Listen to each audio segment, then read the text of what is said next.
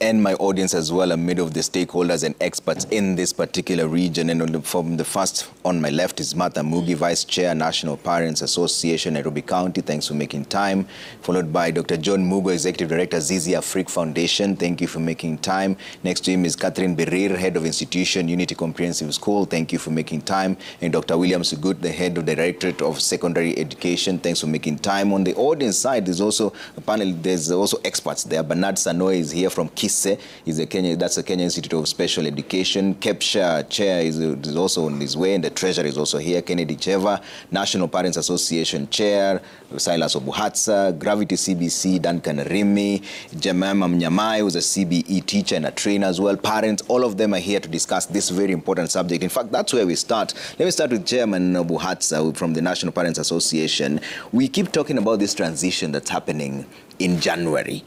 Do the parents understand what is expected of their children who are moving from grade 9 to grade 10? Yes, you have your microphone there. It's on. And the audience. My name is Silas Obuhatsa, National Chairman Parents Association. I'm a parent. I have a child in grade 9 who is sitting for these transition exams. And I can assure you that she's 100% prepared. And she has been taught. And she speaks about it. And so I believe that even the parents who are sitting here can bear me witness that the parents are prepared. And the government has done its work. Okay. And therefore, we are looking forward to 100% transition to grade 10. Okay. We are prepared. So parents understand this and they're prepared. How many parents have children moving to grade 10 here? Show of hands. Are you all prepared? There's a parent right next to you. Let's hear from him. Yes, just pass the microphone to him.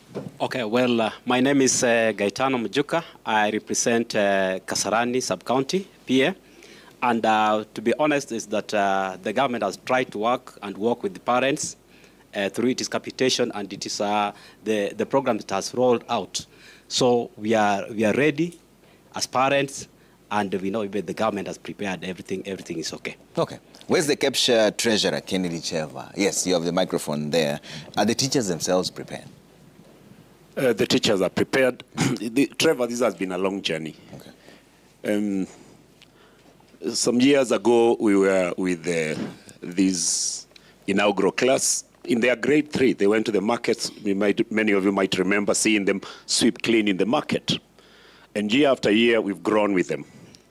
We've, in every lesson, in every learning area, we have inculcated core competencies into them. They are very engaging. The vision of the CBE is to be engaged, empowered, ethical. They're very engaged. They've gone through communication and collaboration skills. We've been imparting creativity and imagination skills. And we've been imparting self-efficacy skills and digital learning skills. And finally, teaching them how to learn even without the teacher. Give them a device, give them Wi-Fi, and they'll discover. Yes, the teachers have done their job. The learners are ready. Okay. Yeah. Let me hear from Sanoe. Where's Sanoe? Bernard Sanoe from KISE, that is the Kenya Institute of Special Education. Are the children with special needs taken care of in this transition from grade 9 to 10? Thank you, Trevor. You just raise the microphone higher slightly. For us, as an institute, we really feel that we have prepared the teachers who prepare the children. As an institute, we look at two pathways. One, we have got the age-based pathway, where you're talking of children transiting from grade 9 to grade 10. But we still have got another group of children we talk less about, the kids with special needs and disabilities, who then need to transition at this particular time from pre-vocational to vocational level. And therefore, for us, the teachers are there, they have been prepared, they are ready for the job. Okay. Let me bring in Arimi. Where's Arimi? Duncan Arimi is from Gravity CBC. Yes, just have the microphone right next to you and then just tell us. There's a concern about marginalized schools that may not be prepared for these three pathways that we're talking about. How can they improve and improvise from your experience? Thank you, Trevor. Yes, my name is Duncan Arimi. I'm the CEO of Gravity CBC Resource Center. First, I'll comment on the issue of preparedness, and I concur with what my colleagues have said, but also maybe do a caution that let's also understand that this is the first assessment for grade 9. And one of the things that should be done in the time remaining is that the learners should be given an opportunity to interact with the pilot papers that have been prepared by NEC to showcase what we expect. So, and from our own assessment as Graduate CBC Resource Center, we have realized that a lot of teachers are not taking it seriously. And if they don't really prepare the learners these final days, then the learners will get resources that don't really showcase their real ability. Okay. So we want to encourage teachers that there's still some time to make sure that the learners have interacted with the assessment that has been modeled by NEC, so that the learners know exactly what to expect. And just to top that up, we have, we've been trying to see how we can help the learners, including those learners in the rural areas who may not even have the time, maybe the printouts of the papers, and we've come up with an app that actually any learner in Kenya can just, it is free, they can access and interact with those pilot papers and see how this resources are, how the pilot papers are being prepared, so that mentally they are prepared when they go to the assessment. Okay. Thank you. All right, thank you so much. Let me bring in teacher Jemima. She's right there. And now there are two different things, Jemima. There's the teaching of the grade 9 who are getting into the assessment. There seems to be a concurrence that they are prepared for that. But what about grade 10? Which is where now they pick their pathways. Are the teachers prepared for this? You're a CBE trainer yourself. Yes, thank you so much, Trevor. I'm Jemima Nyamai, CBE teacher and trainer. We are talking about teachers' preparedness. I am here to urge the stakeholders. Let us not keep on talking about we are ready, we are trained, but are we talking about consistency in preparation of these learners? Are we talking about how our parents are updated when it comes to the career pathway preparedness, now that we have around 3 months to the transition of these learners going to senior school? So I am more emphasizing on consistency in preparation, which I believe it should work for our learners as we prepare during the transition. All right. Thank you so much. Let me bring in Dr. Mugo on this. What is your assessment of the level of the country's preparedness for this transition? Thank you so much, Trevor, and good evening, everyone. I think mine is first to wish all those candidates the very best. Previously, we used to send success cards. Now, I don't know what people do in this age of technology. but I think we owe them optimism. We owe them hope. Because if we say the system is not prepared, what do we want our children to do? And they are not the system. So I think that communicating hope is important. For me, my colleagues have spoken a lot to the academic preparedness and whether teachers, whether parents and all that are prepared. There's another transition that I would want to bring to focus, which is a life transition. We know that one of the reasons why that we needed to change the system was also to align the academic transition to also life transitions. And we know the age called adolescence and how important it is, that this is the time, it's actually the second time when the brain is kind of recalibrating. And that's why you find parents have a lot of issues with people who are high school age, between especially 10 and 17 years. And so this is a very critical transition because they are also transitioning in life. The brain is rewiring. There's evidence to show that at this time, at that age, the brain is very active. And that's why things like sleeping enough, which I think we don't take care of adequately, or also giving them space.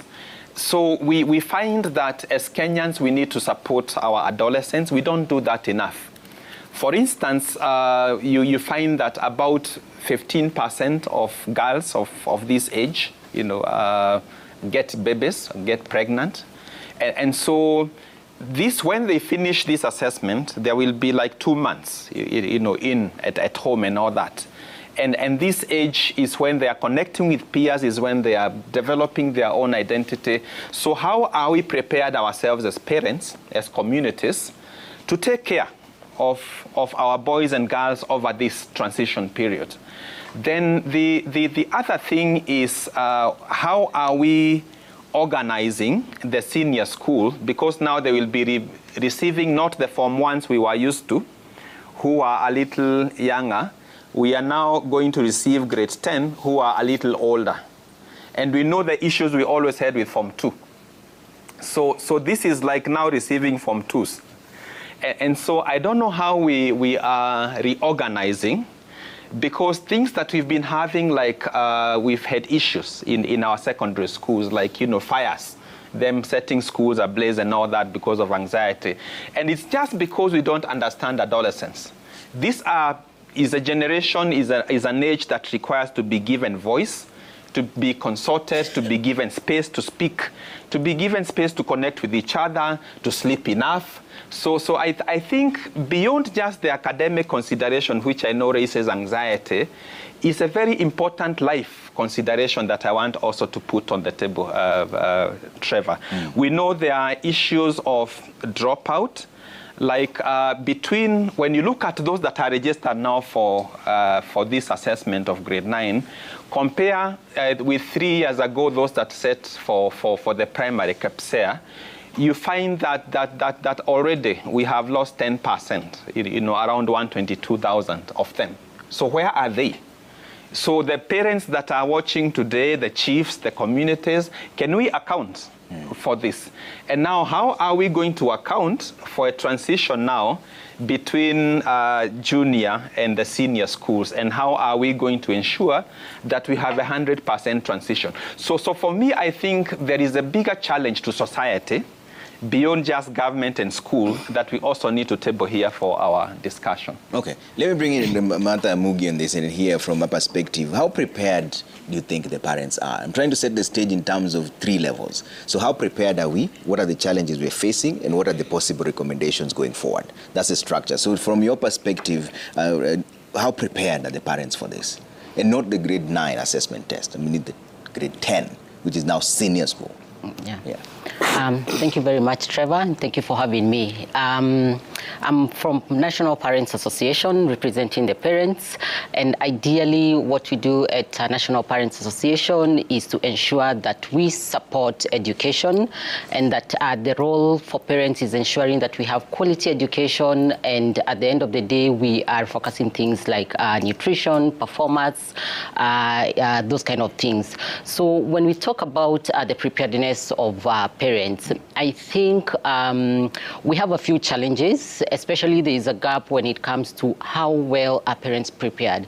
Because in my thinking is that we do not have proper communications educating parents on CBE. And I think it's a very important sector that we need to see how do we fill in that gap, because the kind of challenges we're having with parents, the uncertainty, it is because of lack of information, and we always say that information is power. So it is very important that we formulate systems whereby we are able to educate parents about CBE. We educate them what are these career paths, because most of them have sort of very little idea on what it is, and therefore if we close that gap, I think we will be all on board. And also, being that it is something new, we always have, there's a teething problem whenever something is new. So I think when we close that gap, we are able to have everybody on board. And also the fact that it is a new system, we have so much to learn, both the parents and the learners. And if the two are not on board, or rather not understanding, then there's communication breakdown. because the learner, yes, maybe the learner is well prepared, but the parents do not have proper information. So I think that is a gap that we need to close in, because that is what is causing the challenges, the uncertainty. Because from my perspective, I'm also a parent of grade 5 and also Form 3. And therefore, you can also see the difference in terms of CBC and 844. And in my own opinion is that CBE is a good system. However, we need to close the gaps when it comes to bringing the parents on board and having everybody with proper information so that therefore the transition is very smooth. Okay. Yeah. Madam Birir, what does this transition really mean for learners, parents, and schools as well? What steps have they taken to get ready for something that is new, that is going to happen for the first time? Thank you, Trevor. Schools countrywide have taken initiatives to prepare their learners, and that is not just academically. May I cite one particular situation where we had to go through secondary school selection. That was an intense program. That was an intense process. And I'm pleased to say that heads of institutions, parents, teachers, and the learners collaborated. You find that many schools called in the parents and shared the information that they had. And this was a trickle down already from the Ministry of Education, from the Teacher Service Commission, and all other stakeholders. So what happened was that in the schools, we held forums, we held discussions, we got to know much better about how to go through the secondary school selection. And I believe that for that reason, the learners were adequately prepared in selecting their secondary school combinations and even the schools that they wish to join as they proceed. We have also seen what the Kenya National Examination has done over the years, which is presenting the national assessments periodically, that is in term 2 and term 3. That in itself has also prepared the learners academically, because you realize that now learners have been able to do these assessments in groups, individually. They've been able to go through the readers, which in senior school are called the set books. They've been able to study on their own. They've been able to carry out projects on their own. So academically, we find that our learners have been prepared. We also find that the learners have been given an opportunity to explore ICT, to research on ICT. So we want to believe that through all these experiences, the learners are ready to go into senior school. They have been equipped. We have done our best to develop the competencies so that now the next level is at senior school. So I think it's time for the senior school principals and the teachers there to lean forward and to receive the learners that we shall be presenting to them in a few months' time. All right, Dr. Sugut, are the schools prepared enough with facilities for senior classes? Thank you, Trevor, and member colleagues who are here this evening. I think for me, I must say that our transition to grade 10, we are more prepared than we were when we were transiting from 7423 to 844. And the reason is that we have put a lot of emphasis on what it is that is required for us to be able to transition successfully. When you look at senior schools, we are talking about schools that have been accommodating learners from Form 1 to Form 4, so running typically 4 classes. But now they will be handling 3 classes. So simple maths will tell us definitely there is more infrastructure.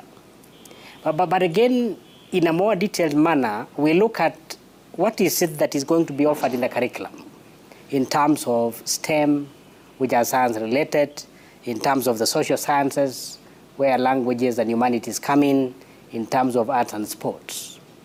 And we started this by asking schools, which are now converting to senior from secondary, to be able to declare what it is that they have. And the schools then were subsequently assessed by the quality assurance and our field officers. And we asked them to pick the subjects that they would be comfortable to offer. And the approval was given by the field officers who operate within those schools. The reason was to ensure that we are able to give a school a subject that they'll be comfortable to offer in terms of infrastructure, in terms of staffing, in terms of the facilities that they do have. And we were quite deliberate when it came to selection. That is why you've heard our colleagues here talk about parental involvement. When you carried your child through the selection process to choose the pathway and the subject combinations, apart from the class teacher being present and the head teacher of the junior school, it was mandatory that the parent be present. The system would not accept if the parent was absent. And the reason was very simple, that we want to bring in parents to understand the children better and even support them. Because here, we are no longer interested really in which school the child goes to, but what is it that the child is able to do? Are we able to tap into the talent of this child and support them in the process? That is why it is the pathway first, followed by the combination, and finally the school. So for us in the ministry, we are prepared, and maybe on behalf of senior school, because this has been a journey, we want to assure those learners that we are ready to receive them. Okay. It will be awesome to have them in grade 10. Okay. Let me hear from my audience if there's anyone with any concern on grade 10 transition, and the parents, there are quite a number of them here. Yes, over there. You can pose your question or your comment. You have the microphone right next to you. Yes, I'll come to you next. Yeah, start with your name, sir.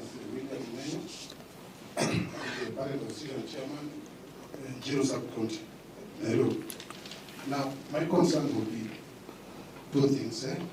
The uncertainty that surrounds the transition in terms of pathways. Are these learners able to probably select a different pathway after grade 10? Probably if they realize that the subject they were doing or the learning areas they're doing are not, they're not able to actually perform or achieve. Or are they cast on stone? Thank you. Okay, thank you, William. Yes. Good evening, everyone. Good evening. My name is Mio Jarsoboru. I am the Parent Association Chair for Nairobi Region. I would first of all like to recommend the government for the effort they have put in place in this transition. For sure, considering the economic situation, the government has really tried. However, I would like to point out two things. One, there's need for parental involvement in this matter. Up to date, we have several parents who really don't understand what these changes entails. Like last week on Friday, a parent called me and asked me, Chairman, we want you to help us get a position at Alliance High School in senior school. So it took me time to explain to this parent that indeed things have changed. These days, we no longer have things like county school, sub-county schools, national schools. We are talking of double pathways, triple pathways, and things like that. It requires a lot of effort for one to convince a parent about these changes. Secondly, much as we really appreciate the government for the effort they have put, especially in the Nairobi and the surrounding areas, there's need to address infrastructural challenges, especially in the rural area, where you find that most schools don't even have laboratories, they don't have libraries, they don't have teachers who are trained to handle junior schools.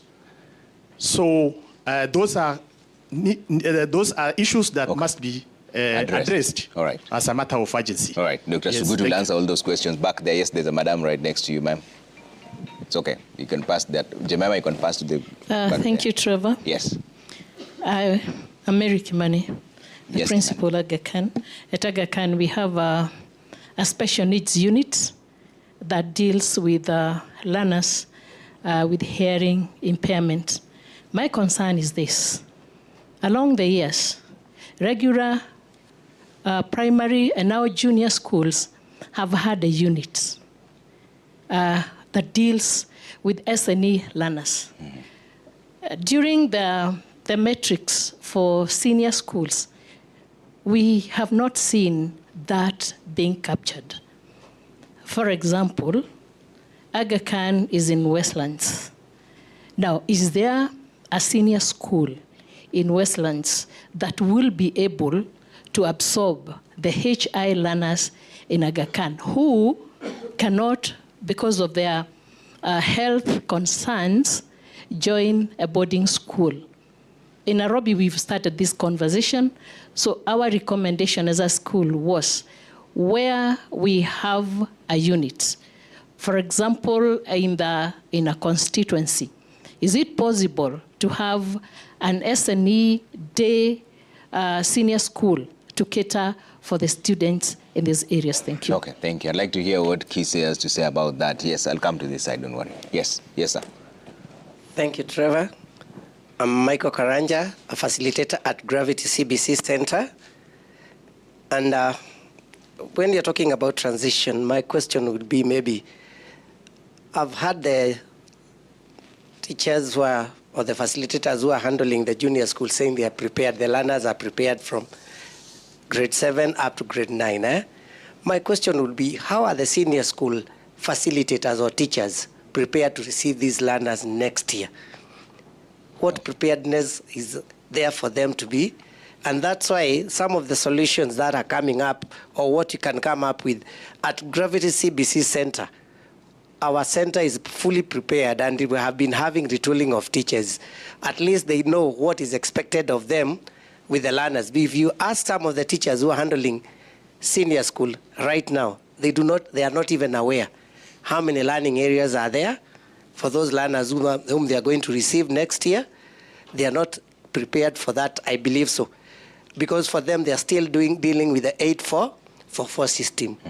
But what about now? They are receiving learners who are coming, very different type of learners from the ones that they have been handling. Okay. Because they have been handling learners who are.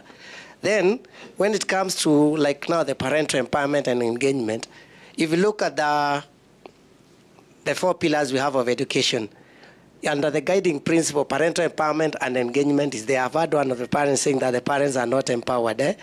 And maybe that is something that has been overlooked. And that's why we do that retooling in our place. Even the parents who come there, they'll get to know what is their role. Because CBE, as I understand it, it's each and every person, the teacher, the parent, and the learners should be involved. Okay. Thank you. All right, thank you so much. Let me hear the reaction of Dr. Sugut on this one first, then I'll come to this other side. I know there's still many questions coming through. You can also give your own recommendations as well, because I know your stakeholders in that region. Let's start with William, who's talking about the uncertainty in the pathways. Can someone change midway? Thank you, Trevor. The question of pathways is that every child who is in junior school, and let us also remember that in junior school, this is an exploration stage, that children are expected to explore the curriculum and try what it is that they can do at the end of it all, to be able to try what is it that they are good at, what is it that is a challenge to them, and that therefore informs the choice of the pathway. And before a child goes into choosing a pathway, there is the assistance from the teacher, and also there is the input of the parent, of course, plus the child themselves. We had a case, I think, last week, where the parent wanted the child to go for STEM, the teacher wanted the child to go for STEM, but the child has said, no, I'm going for social sciences. So you see, those are the kind of things we're talking about. But the question is it possible for a child to change midway? Now, when children report in grade 10, because they will have chosen one pathway, if you are good in all of them, we ask you to show interest. Which pathway then do you want to go for? But it is possible when they are in grade 10 and they are subjects that they feel they want to change, maybe drop one, add another one, that flexibility, we will allow that in first term when they report, so that they can be able to farm up their combinations moving forward. But changing from STEM to social sciences or to arts and sports will be a bit difficult, because it will delay the process. And therefore, that is what will be very critical. So the change can only be within the pathway? Within the pathway, yes, within the pathway. Okay. Especially, of course, for planning purposes, again, remember, we are supposed to provide resources to schools, and we must be able to have that particular data. There is a question on, of course, infrastructure, that some schools may not be endowed. Now, we did mapping and some needs assessment to establish the infrastructure requirements in the 96 or 3 schools. And we noted that out of all that, 1,451 schools did not have laboratories. And we have therefore worked with World Bank, and the ministry is going to put up 1,600 laboratories across the country that will be ready for use. And so every senior school. The 1,600 will be ready by January? By January. This is a commitment you're making on live TV. Well, that is what we are working on, and we want to ensure the transition is happening in January. As they report, the labs will be ready. We are working around the clock to ensure that that is done. How many are ready right now? Oh, they are ready out of the 96 or 3 schools. No, out of the 1,600 that you're yet to. Out of the 1,000, it's a process. So because we procure and we go ahead with those arrangements, but that's a commitment we are making that the ministry is very keen on, to ensure that when the children report in grade 10, particularly to be able to pursue the STEM subjects, those labs will be ready. Okay. Yes. This was another question on parental involvement from Mburu as well. Mburu asked 2 questions: infrastructure in the rural areas and parental involvement. But before you leave that infrastructure situation, how has the ministry ensured that there's not going to be marginalization of certain learners? A learner from Andingo Panga Secondary School, which is a school maybe you're hearing for the first time, how do you ensure that that student is not marginalized further?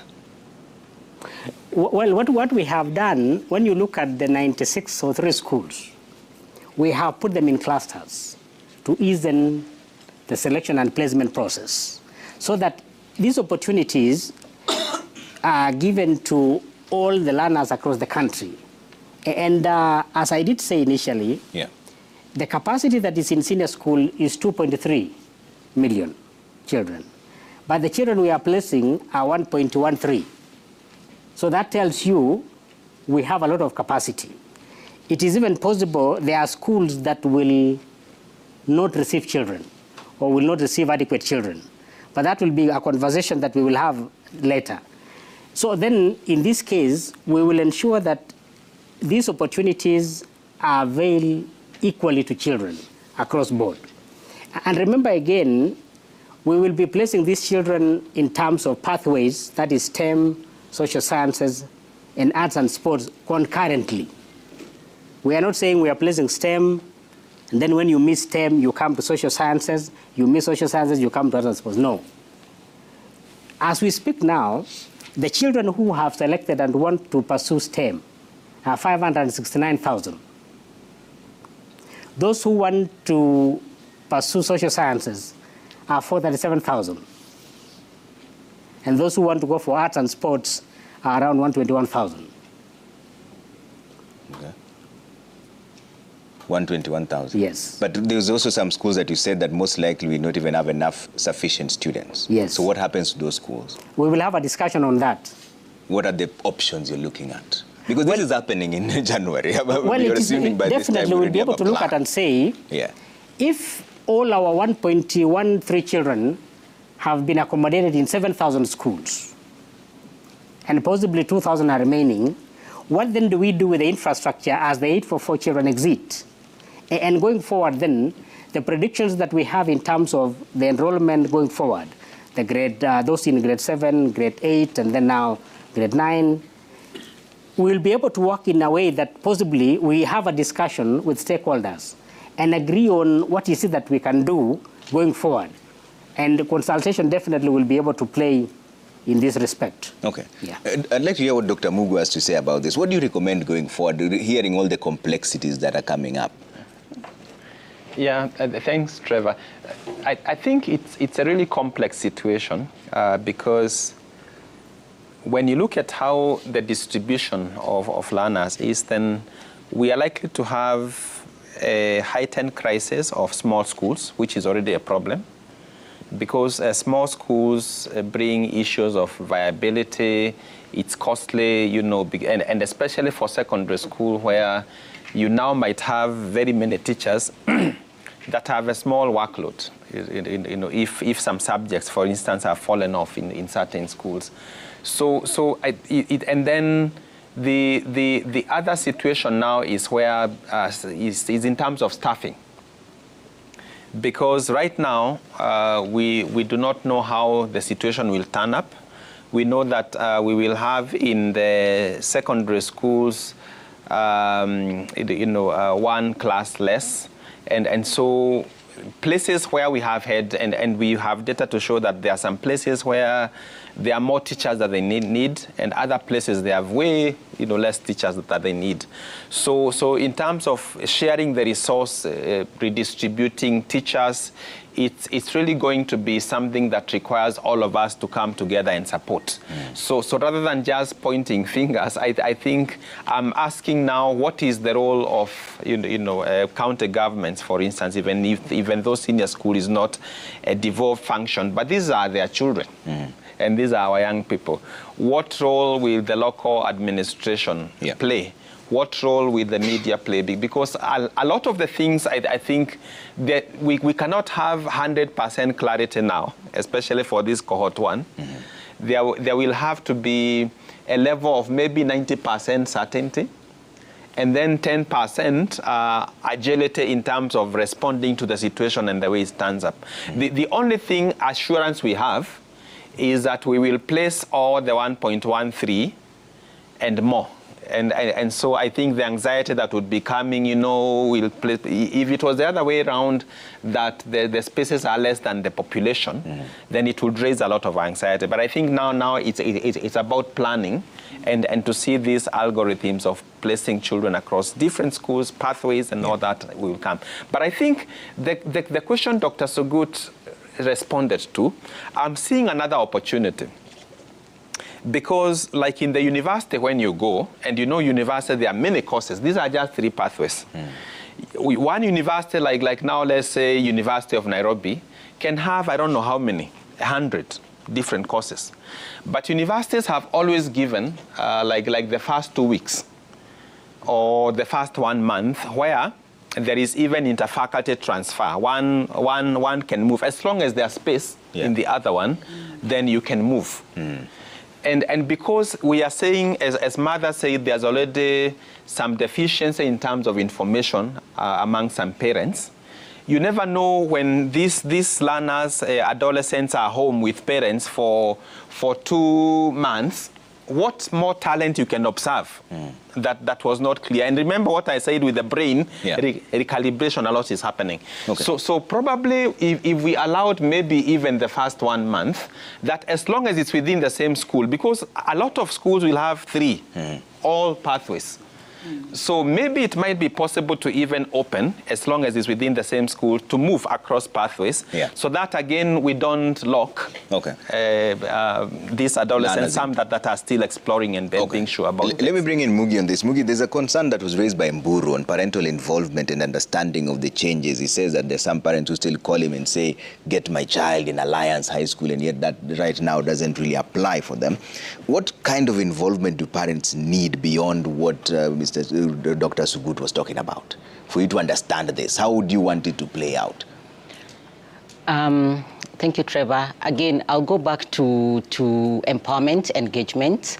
And because at the moment, we've been on 844 for quite some time. And so many parents are accustomed to the 844. And therefore, they are still at, grading children and these kind of things. So if we bring parents on board and bring them on board properly, like our colleague from the ministry is saying, that, explaining why it is a bit difficult to change when you've already started a particular pathway.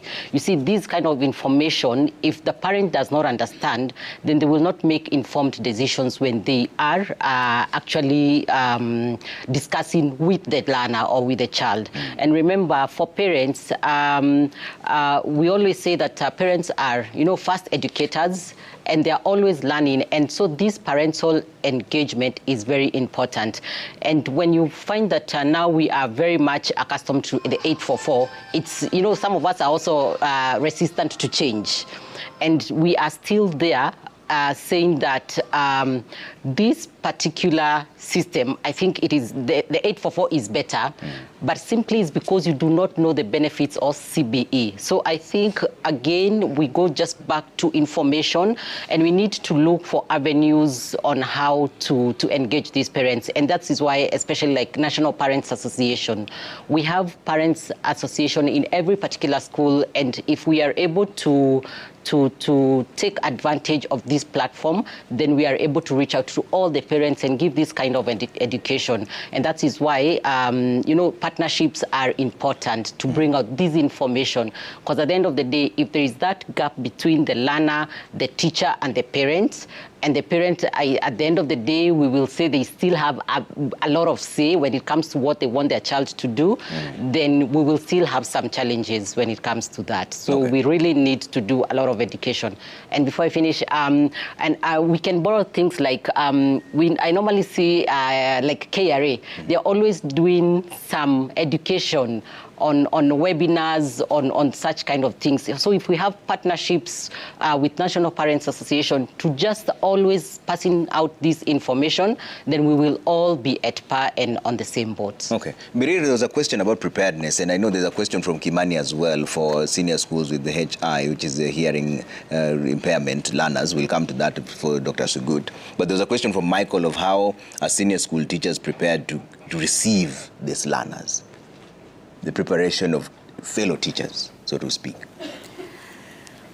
Thank you, Trevor. I want to believe that by now, the school principals and indeed the teachers in the senior schools have been taken through retooling by the Ministry of Education and the Teacher Service Commission. But it takes more than just the retooling. I think what we need is a positive attitude. If our colleagues in the senior schools have a positive attitude towards the CBE and are willing to receive the learners and even excited to prepare these learners for their careers, then we're going to see a very good transition. You see, when these learners are going to go into the senior schools, it is the opportunity now of that teacher to begin to prepare that learner specifically for the career that that learner has envisioned. So when you're the mathematics teacher, you're not just delivering the mathematics, you're delivering with the end that this learner has seen himself or herself as an engineer. And so when you attune yourself to the interests of the learner, to the capacity of the learner, then that means that you're more aligned towards receiving, preparing, and also transitioning the child finally into the tertiary level. So I want to, again, appeal to our colleagues in the senior school. Take this opportunity, especially the window after the schools have closed, to research as much as you can, to find out more of what has been happening in the JS, and to see yourself being the one that is going to receive these learners and to prepare them into the careers that these children have envisioned themselves.